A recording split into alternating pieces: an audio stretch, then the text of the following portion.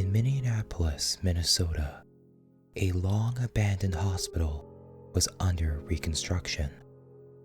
The hospital, St.Anne's Mercy, was originally founded in 1802. The premises housed the quarantined patients suffering from illnesses such as yellow fever, smallpox, and leprosy. It also housed the mentally ill and abandoned of all ages for many years.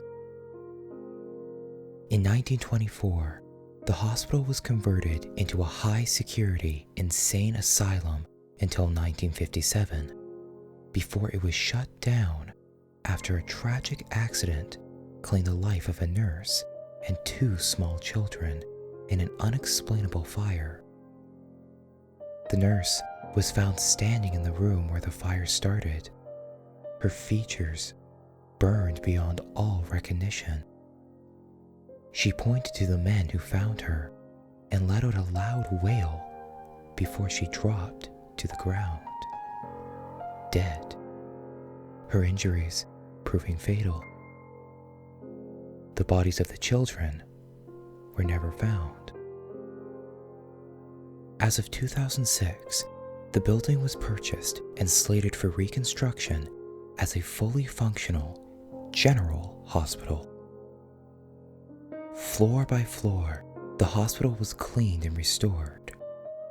After a few days of work, the construction workers began reporting strange sounds, smells, shadows, and a sensation of being choked by smoke.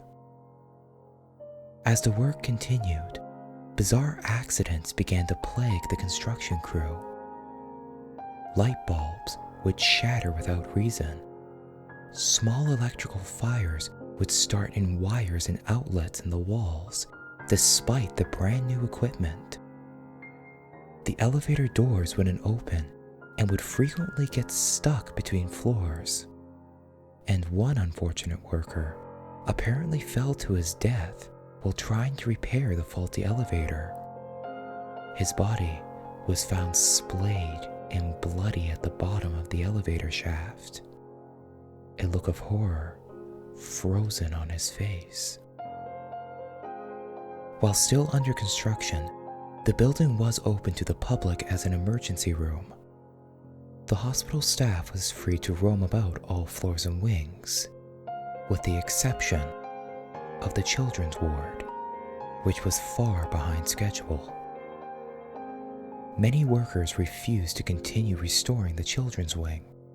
They'd call in sick or even quit, each worker claiming that they felt as though their lives were in danger.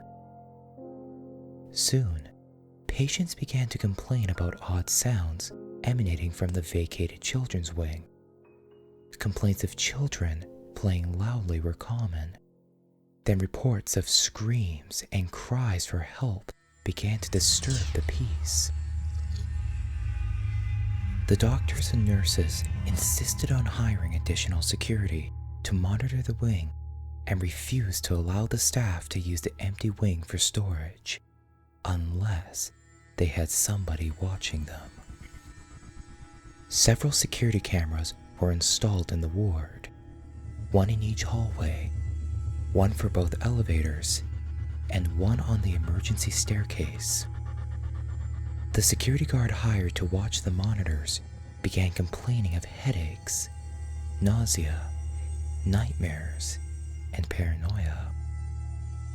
After only 6 days, the security guard was found hanging in his office after he attempted to scratch out his own eyes. The screens on the monitors had been broken with some kind of black paint smeared all over the display, and the recording videotapes had the film pulled free of the case and wadded up all over the office. There was a piece of paper found in the security guard's hands, which simply read, "She's still looking." The hospital staff reviewed what little security footage that was salvaged and didn't see anything out of the ordinary during the first night, with the exception of the lights occasionally flickering. But on the second night, there were brief glimpses of 2 small children playing in the hallways. The children were horribly burned and had black dots where their eyes should have been. The staff could hear them laughing as they played, even after the tape had stopped playing. On the third night, the elevator doors began to randomly open and close without provocation. Some of the staff claimed to have seen a bloodied hand reach up and through the open doors as if it was attempting to claw its way to freedom. During the fourth night, a weepy, shadowy figure began roaming the halls. The figure was dressed in scorched rags and had black tears running down her face. As she roamed aimlessly, she would occasionally stop and look directly into the camera before letting out a shriek of emotional pain. The fifth night of footage showed a gurney with a zipped body bag rolling down the hall. This footage was especially grainy and damaged, but there was no mistaking the image on the screen. On the sixth night, the night the guard hung himself, the footage was oddly clear. The gurney in the body bag rolled back down the hall without provocation, but the body inside of the bag slowly sat upright, its head turning in the bag to look at the camera.